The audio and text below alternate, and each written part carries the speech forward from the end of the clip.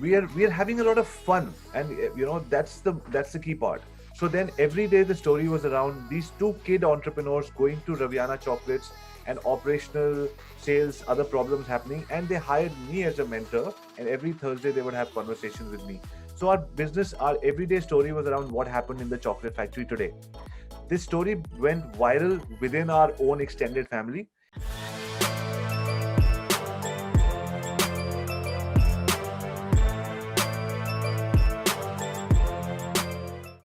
The story that I'm going to tell you is when I was 18, born and brought up in New Delhi, India. All I wanted to do in life was to race street cars. My dad used to go to sleep. I used to take the keys out of from under his bed and race cars. And I thought one day I'm going to become a streetcar racer. However, I wanted to do things the proper way. So I said, I want to go abroad and study and understand. So that's what I was planning for. One day, everything changed when my dad called me to his office and he said, Son, and actually, I remember exactly what happened. There was a red carpet on a wooden floor. There was a smell of incense. He had just finished his prayer, so he'd used those candles.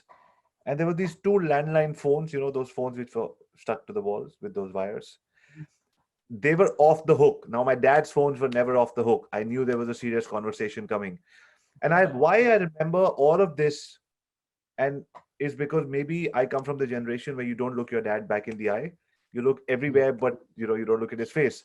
He said, "Sit down, son. This is going to be a very short conversation." And he said, "I've had a business setback, and I will not be able to send you for studies and all of that. You need to join my business from tomorrow morning." I was about 18, 19 years old. He said, "Finish your university in the evening."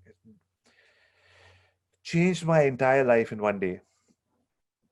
I fought, I did whatever I remember all night, but I spoke to my mother. I said, I'm leaving the house, I'll do whatever. But I think at the end of it, better sense prevailed, because the very next morning I found myself behind the reception of my dad's small 27-room motel, where he was doing a great job of running it. And I was like, where do I find my place under the sun? One day, an international tourist walked in and he paid us in Dutch guilders. We converted the Dutch guilders and it turned out to be double the Indian rupees. And I'm thinking to myself, what if I'm able to get all 27 rooms full of, occupied by international tourists?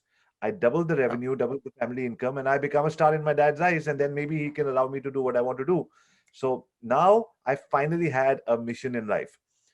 The only thing was, back in the 90s, how do you connect a 27-room hotel to people all over the world? While I'm thinking, I come across this, during those times, there was a new phenomena on the market called the internet. It was a service which would allow you to connect with people around the world. But there were only two places, the British School Library and the Sheraton Hotel. Both of them had 400 rupees, which was about $10 for half an hour of the internet, which was prohibitively expensive. So that's another challenge. I didn't know what to do. After 6 months, I see an ad in the paper. Satyam Computers looking for cyber cafe partners. Apply now. And the name of the gentleman was Rohit. Rohit is still a friend of mine after 25 years. I was one of the first people to apply because I was looking for an opportunity like this. A lot of back and forth paperwork. Finally, I got 6 computers in my dad's motel. Now I had 24-hour access to the slowest internet on the planet. I used to open one page in the morning, afternoon, and by the evening, I was able to chat with people online. And I asked them, what should I do? And they said, oh, you need a website. That was like, aha, a website. What do I do? I learned whatever I could, try to build something, broke it a lot of time. A couple of months, a website was ready. Nothing happened. I was like panicking. What should I do? Your website didn't work after so much work. You need to do a little bit of search engine optimization. You need to write some blogs. You need to put a query form. You need to put a toll-free numbers, because international tourists will trust you if you have a toll-free number that can ring in their country. All of these things I started doing. And finally I started getting some queries. And I was not sure, because this was my first experience with an electronic mail. I was not even sure if it's a real person on the other side. We're going back and forth about what they can do in India and all of that. Finally, on the 15th or 16th of December, so one of those dates, I went to the airport, skeptical if somebody's going to land up. I went there. Those people came in, got them into my car, took them to my dad's place, checked them into room 302, and they gave me the money. That one day changed everything for me, because I was like, this bloody internet thing takes time, but it works. After that, I quadrupled all my efforts, started working on this. Next few years, the journey was, we were one of the first. Google did a case study on us. We were one of the first ever standalone hotels that went online in the country. So we were first movers by far. And my first book that I wrote was also called The Accidental First Mover. It just started happening, and from one, then we were able to make four small boutique properties. Nothing, no five stars, but some of the most well-known boutique properties in India. We were able to, so the business grew. I became a star in my dad's eyes, and now I'm having strategy discussions with a gentleman who wanted to throw me out of the house. So great things started happening. That was story number one. Then, because I understood how to do all of this, I started a travel company. I had bought some 300-400 domains, made 100 websites for travel. All of them flopped. Four of them did very well.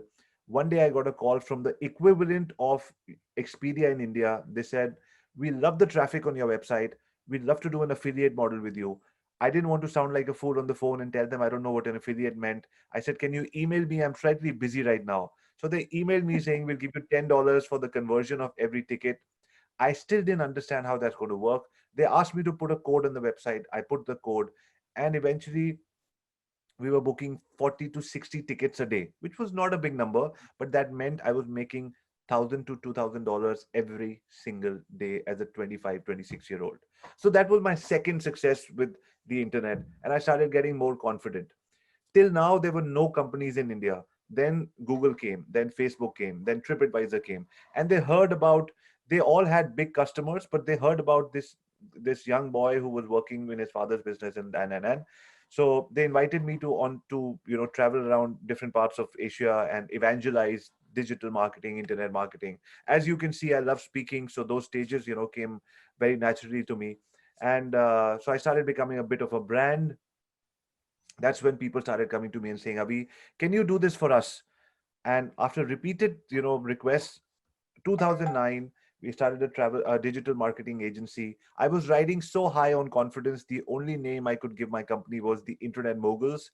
And with a four-member team, completely bootstrapped, no funding, no support from anywhere, we started working with other brands. And then in 11 years, we grew from 4 to 200 plus people, working with 700 companies around the world. And so this was till about 2 years ago. When I started, thank you. When I reached that stage, what happened was, I started, obviously, I got represented by a speaker bureau. They're now booking big conferences for me and all of that. And the first thing I tell people at a conference is, the shortest distance between two human hearts is a story. You tell somebody a story and he's yours for life. So I always say, and the shortest version of a story is what I call the hero introduction. And I tell my students and my team and my colleagues, uh, make it less than 30 seconds and make it so impactful that it connects with people. My hero story goes like this. My name is Avi Arya, father of two girls, six dogs, husband to a superwoman, a streetcar racer turned hotelier, now social media marketer and founder of Internet Moguls. So and people love the story. I talk about my family, I talk about everything. But while I'm telling this story and people are like, "I love the way you tell your story," I'm like, "Where is my wife? Where are the kids? Where are the dogs?" I'm always on the road, always in my business. Where are these other people that I talk about all the time? So I knew I was becoming the absent father that I never wanted to be. So I started making changes 2 years back in my life. And I said, let me do something which involves my entire family. So me and my wife had a discussion. She said, "Start telling bedtime stories to your kids, put them to bed." And I'm telling them stories and they go to sleep in 5 minutes. My wife says, "Great job done." I said, "No, it's not a good job done. My 5 minutes, my audience is turning off. They're supposed to be live with me." As a marketer, I should have realized that I should have told better stories. Because my story was about me, they were going off to sleep. Then I made it about them. So my elder one is called Raya. My younger one is called Aviana. We joined those names together and we said Raviana. Now their passion was around chocolate, so we said Raviana Chocolates. So then every day the story was around these two kid entrepreneurs going to Raviana Chocolates and operational sales, other problems happening, and they hired me as a mentor. And every Thursday they would have conversations with me. So our everyday story was around what happened in the chocolate factory today. This story went viral within our own extended family. And eventually, we wrote a comic book series called Bedtime Stories for Tomorrow's Entrepreneurs. The book became slightly famous. The girls went to different schools to became speakers and went and spoke about the story to different schools. And we put this on Amazon and made a whooping profit of $550 in our first venture. At the end of this was 2 years ago, and I realized that this is more fulfilling, but I need to do this more often. So about a year back, we said, what should we do? Raya is now 14, Aviana is 11. They were 13 and 10 last year. We said, let's do another venture. We now call this venture the Internet Moguls of the World, where we are traveling around the world. Travel stopped, now we're doing it online. We are interviewing people who have great success stories and great stories. And we're calling this Internet Moguls of the World a family digital marketing school. We're making a book, a podcast, a online school where we hope to give this as a family pass. So everybody gets into the school, gets it's a family pass for 4 members, the parents, the kids, the parents, and their grandparents who can log in from different parts of the world and learn one aspect of digital marketing together with one and only one aim. If somebody knows how to become a YouTuber and sell something, if somebody can become a affiliate marketer, third person does blogging, fourth person becomes a freelancer for somebody.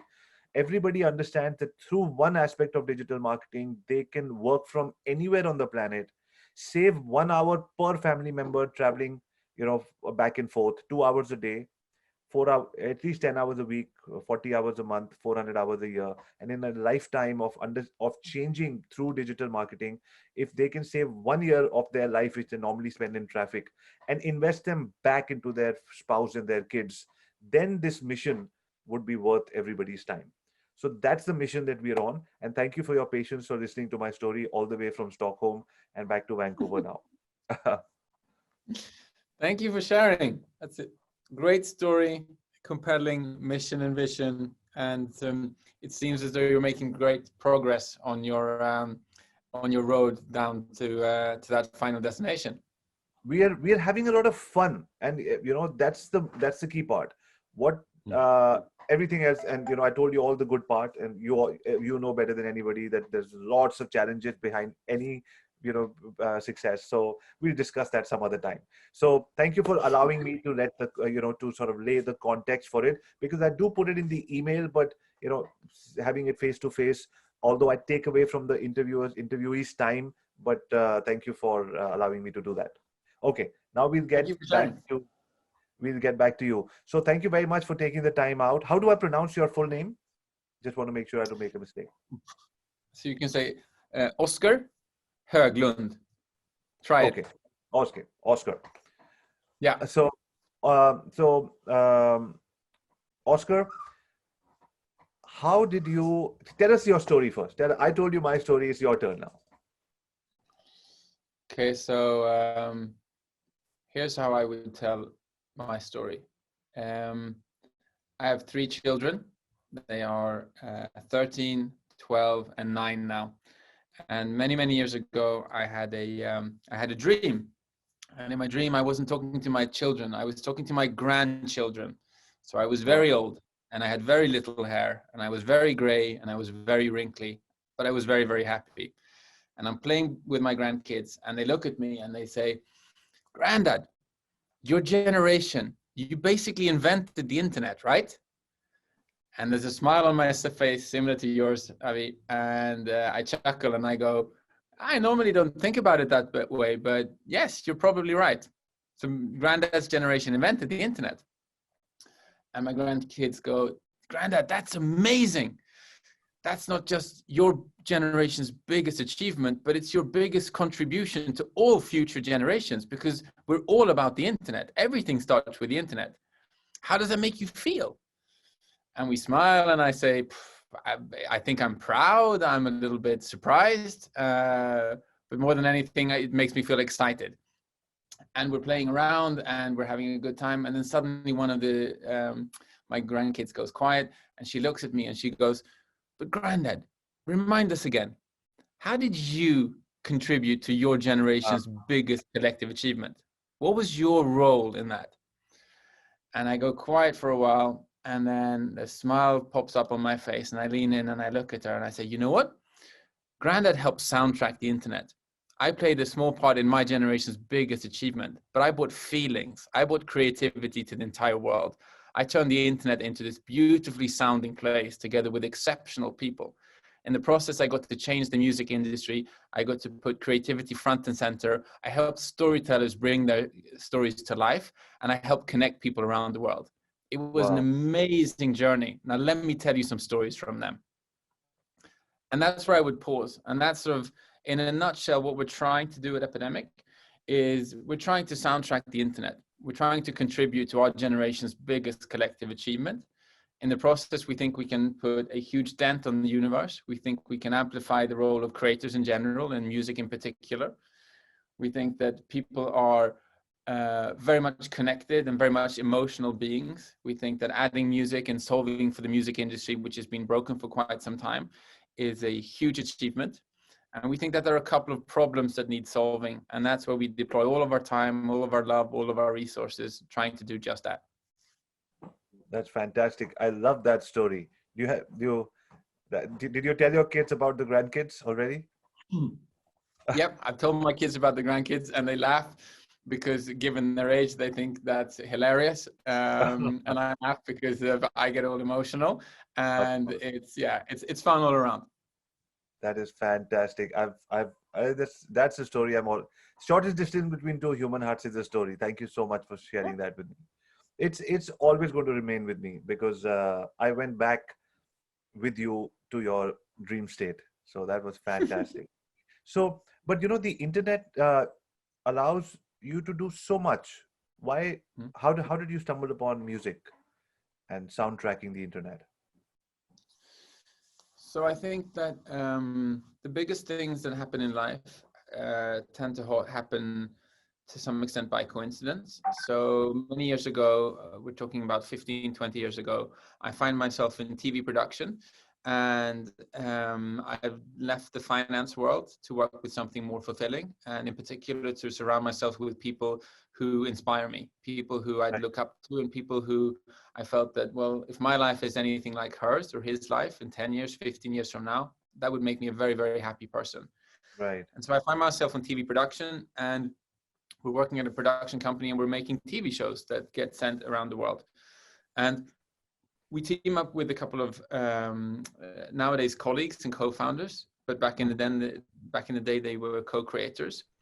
And so we find ourselves in a position where a couple of us are passionate about storytelling from a TV production perspective. And we're sitting down talking with people who are very passionate about music creating and music production in particular. And there are two big problems that we're both looking to get to grips with. So you have the backdrop, which is the whole concept of wanting to soundtrack the internet. And we're seeing that from a storytelling perspective in the TV world, music is crucial in bringing stories to life. There's an analogy to be made to food. So basically, content without music is a bit like food without taste. It's not memorable, doesn't pop. It's something that's quite bland.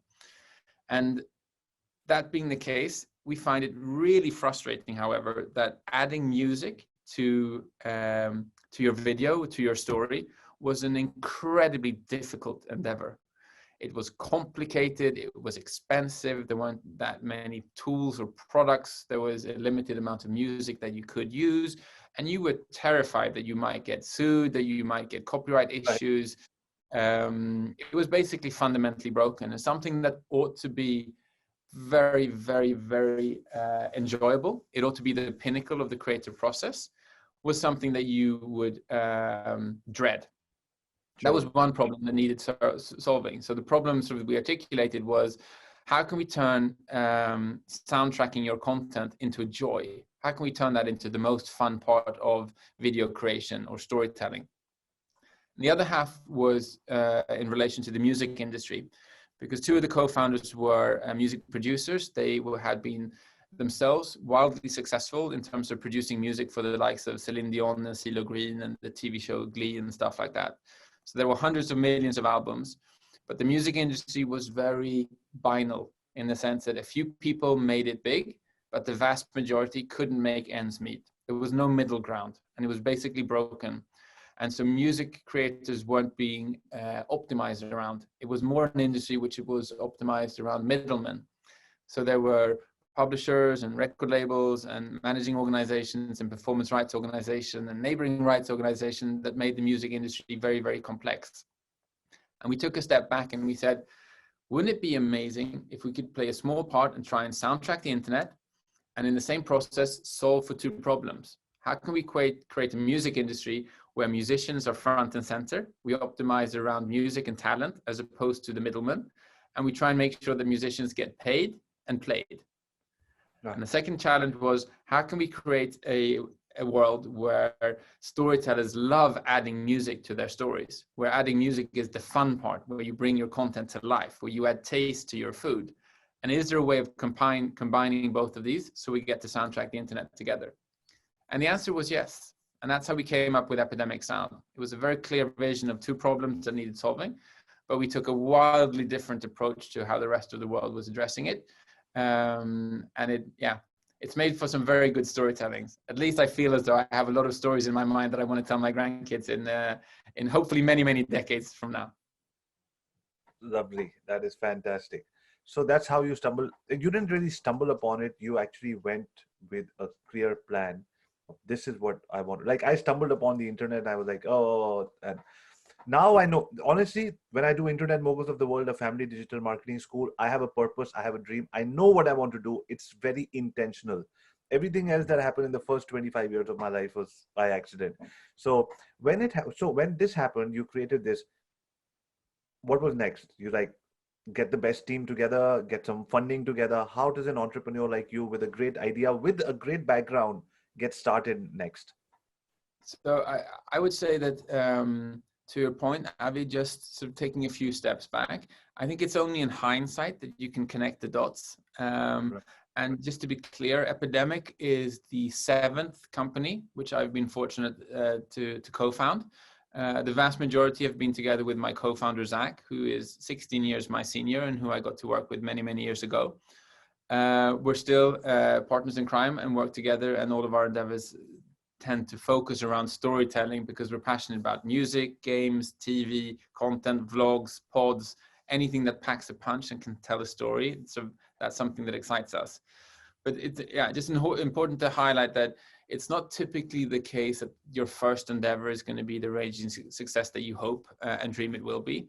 It's more a case of being, to some extent, very diligent and hardworking, to some extent having a long-term perspective, because there are going to be a lot of ups, there are going to be way more downs, and then there are going to be a few ups again, and you need to be prepared for that longer journey.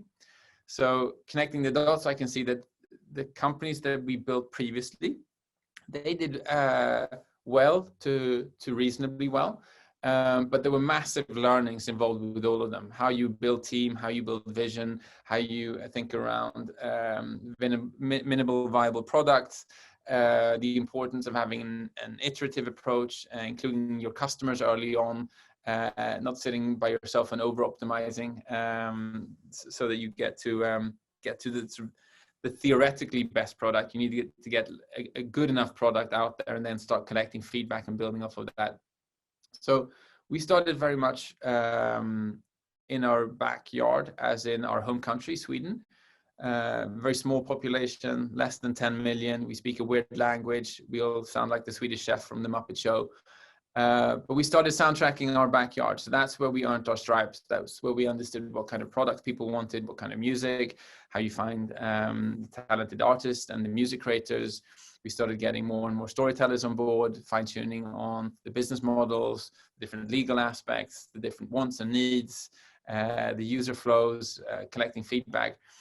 And I'm going to stick with the Swedish analogy. So I would argue there was a snowball effect. And so you pick up momentum, and so you get more and more insights, you get more and more data. And if you're fortunate enough to be in a environment where you have a strong macro trend, in our case, it was very clear when we started the company 12 years ago, the internet back then was all about text. Right. And we felt very, very convinced that over time, it was going to transition into pictures. So this was before Instagram popped. But we said that over time, it's going to be all about video, because video is the richest medium, and that's where the world is heading. And so we used that insight in order to start to optimize for a world where video was going to be the dominant communication tool online. And we started building products and music and a logic which would apply and lend itself very, very well to helping the storytellers of tomorrow to soundtrack the internet. And so we earned our stripes in the analog world, so we made sure that we had a product which was second to none, and we found ourselves soundtracking many of the broadcast TV's biggest and most influential TV shows.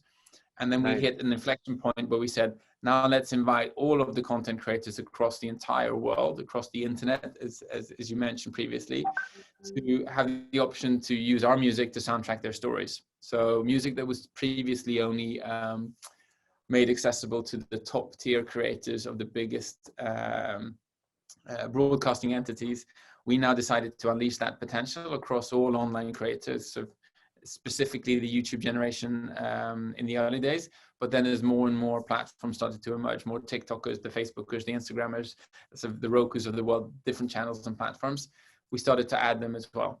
And I said sort of incremental improvements and incremental steps, but always trying to understand where the world is heading and making sure that you're aligned with the overarching macro trends, and making sure that you have ample feedback loops, so you're constantly picking up feedback from the people that you're interacting with, both your customers and your suppliers.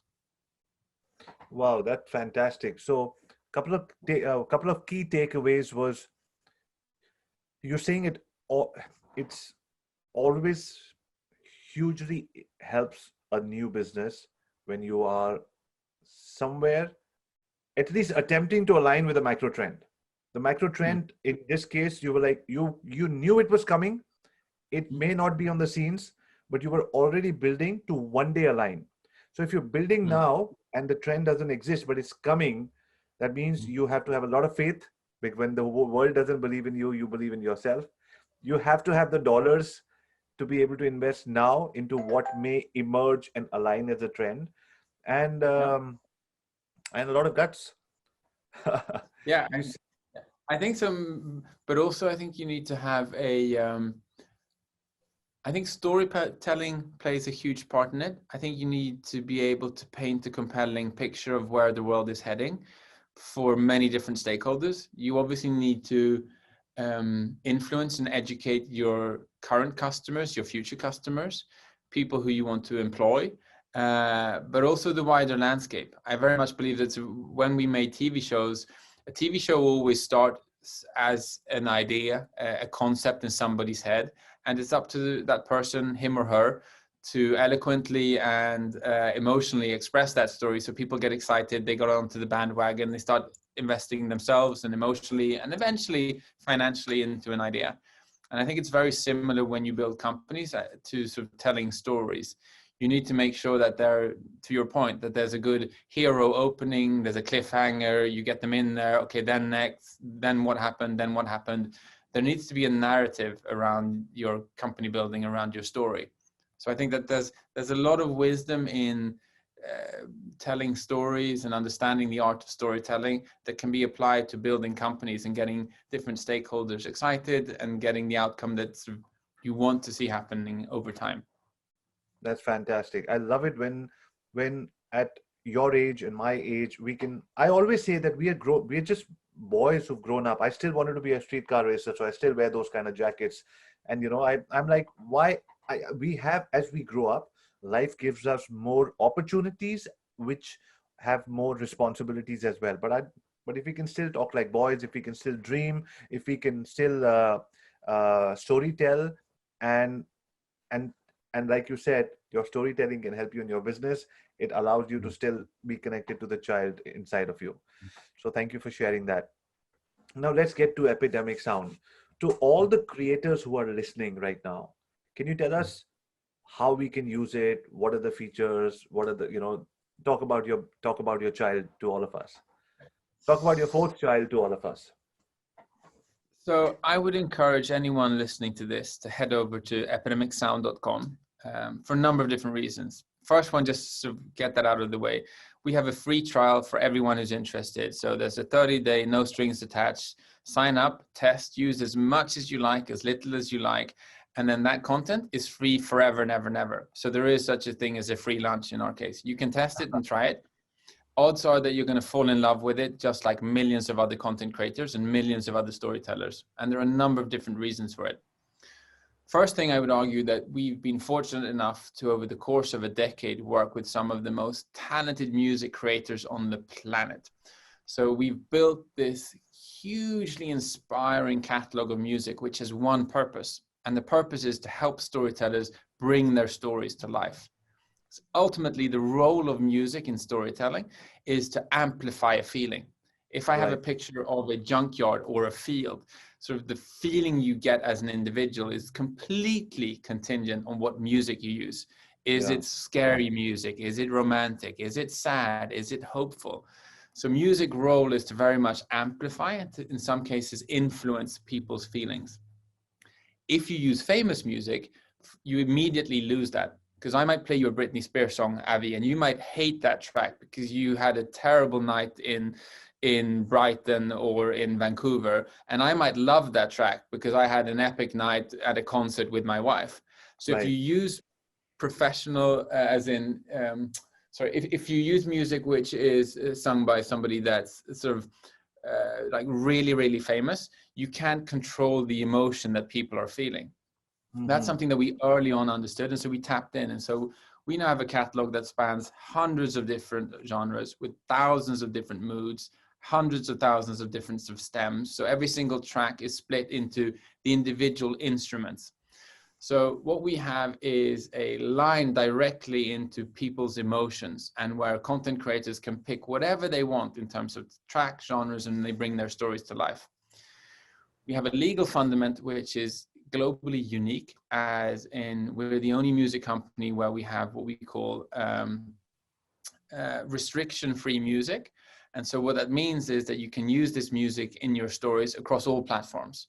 So you can publish on YouTube, Facebook, Twitter, Instagram, anywhere, and just everything works. So we've invested. It's not going to send a message after 5 minutes saying your music file has been deleted. No.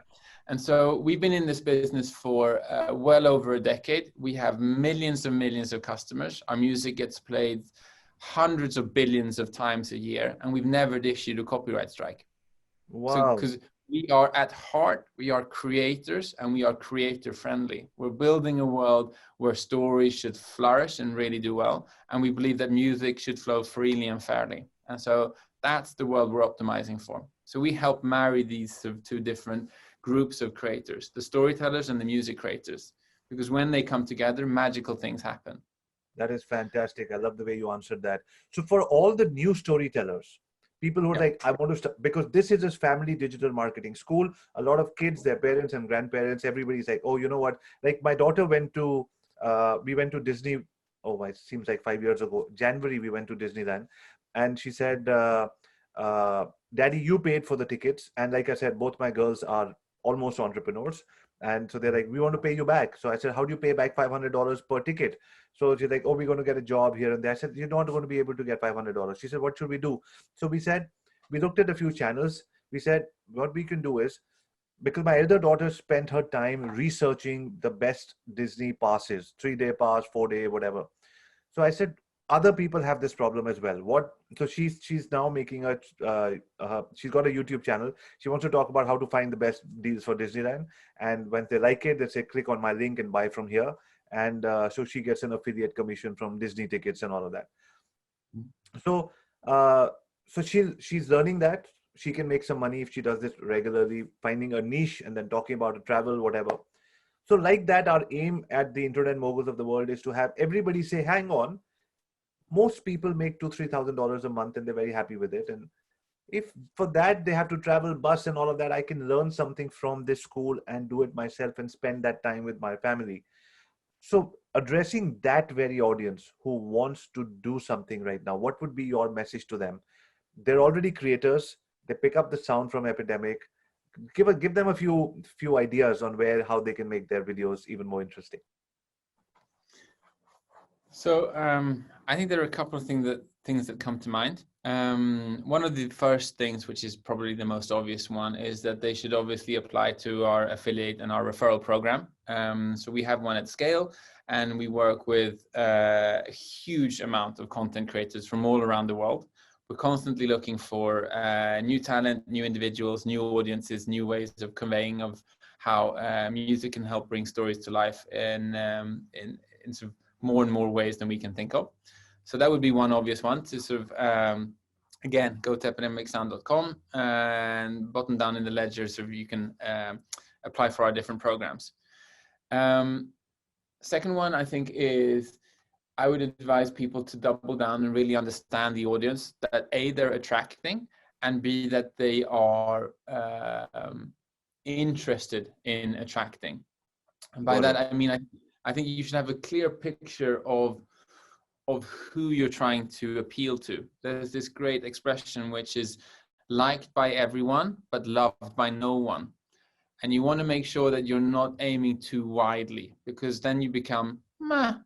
And I would argue, so everything starts with finding your core target group and making sure that you really resonate and connect with them. To your point, tell compelling stories that are relevant for them, that come from a place that you care about deeply yourself. Start building the traction, building the snowball, and identify that what's beautiful with the internet is that it opens up for even the most niche of audiences. Let me use Netflix as an example. So what's the name of that show? Is it called The Tiger King? Lion Is that King? the name of the show? Yeah, is it called The Tiger King? Is that the name of the show? So I there's think this so. documentary. There's this documentary on Netflix called The Tiger King, and it's about people who are passionate about cat animals, and it's based out of the US. I would argue it's a fairly niche show if it weren't for the fact that Netflix has been able to tap into the fact that there are millions of people all around the world who find that kind of content wildly engaging. So the internet opens up niches all around the world, and they make all of the niches large enough to carry multiple creators, multiple different storytellers. So acknowledge the fact that you need to be able to reach, attract, and communicate with much more people than you sort of previously have been able to. And again, I think that music is a great way of doing this, because language is going to incorporate a barrier. It's going to exclude certain people who don't understand what you're saying, so you can rely on caption and such. Music is a great language because it transcends all barriers, it transcends all language. So I think that, I mean, giving you concrete examples, if you're into origami or stop motion, or in your case, of going to Disney World or going to Disneyland for that matter, you wouldn't typically need language to explain that. You could edit, cut, show, sort of navigate, and use music to bring those stories to life and build a storyline around that. So I think very much understanding that your audience is global and that you should try and reach them everywhere and anywhere. I think that's also a powerful piece of advice I'd like to give. The third and final one maybe would be lean into your peers. Understand what great looks like and be a ferocious learner. Don't go at things alone and think that you're going to crack everything. Also, you will, but it's going to take in a huge amount of energy and a very long time. There are probably people, speaking from experience here, who are way smarter than myself, but being curious and open to learn new things and being a ferocious learner, I think that would be my third piece of advice. If I'm in the travel segment, if that's my content, who do I look up to? Who do I think is outstanding? We'll double click on that, understand the context, the background. What was their journey like? What can I learn from that? What can I replicate? What can I evolve from that? Also, that they'd be super keen to collaborate, talk, learn, because I'd say the online creator community is very collaborative and very open. So lean into that, dare to be vulnerable and share your stories and share your passion, and people will reciprocate that. I loved what That you would be said, my final. find out what great looks like. That was very powerful. It's going to stay with me. Perfect, perfect. And now my last question before we finish this. Maybe 20 years before you actually have that conversation with your grandkids, and 10 years from now, where do you see yourself?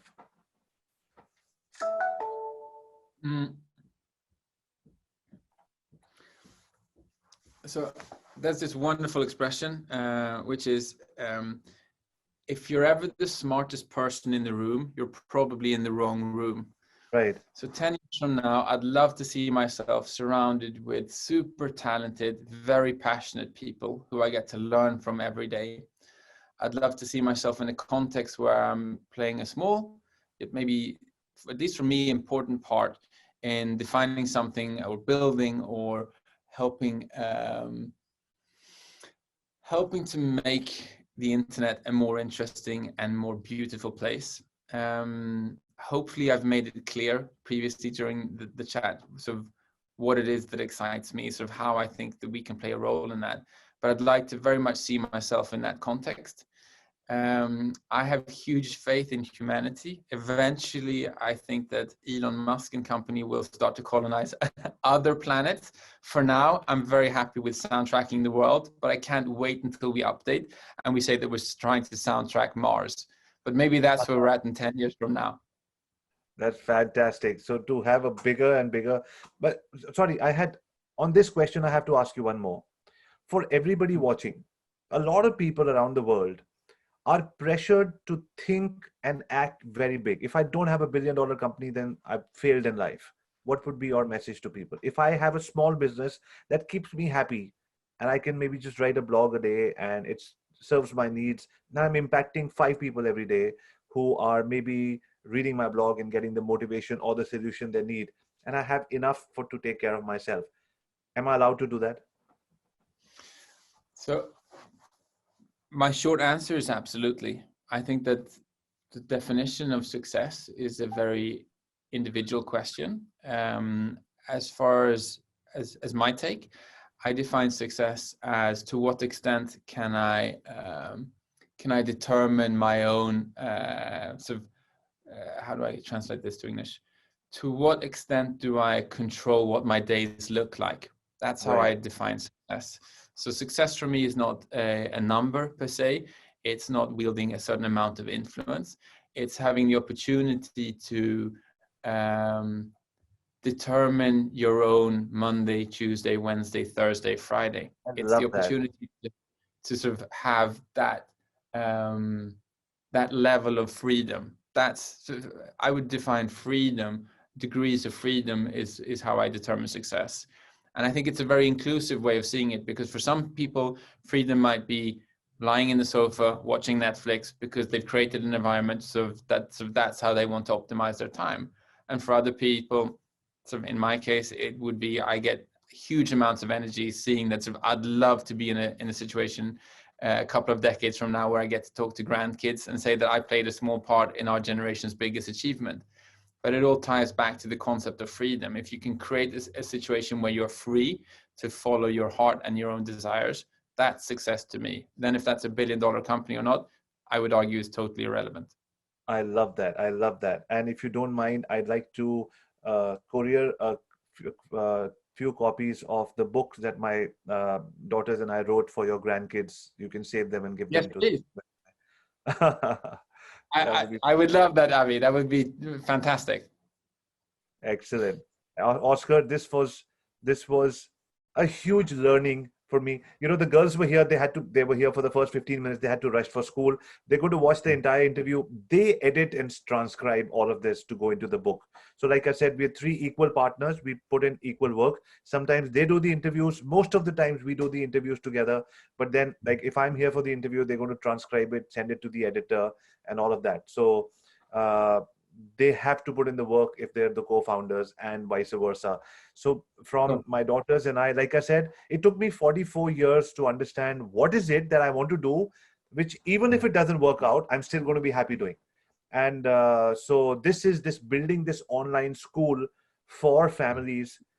Raya's 14. By the time Raya gets up at 5 in the morning. She works out before going to school. She meditates before going to school. She has measured meals. So she wants to become a global Hollywood star and impact the world and all of that. So she's like, Dad, you cannot not start right now. So last 3 years back, she started. She lost about 15 kilos. And after that, her journey started. So she's on track. My younger daughter, Aviana, is like, all I want to do in life is to have fun. And you people keep putting in other things like school within me. And, so I've got 2 daughters who've got 2 different things in life. But the best part about that is that the one thing that they're both aligned on is that this daddy-daughter venture that we're building the school together. So it means a lot for me when entrepreneurs like yourselves, human beings like yourself, I know we're all very busy, take time out and support us in this venture. From the bottom of my heart, from all of my family, I want to say thank you very much, Oscar. Carry you home.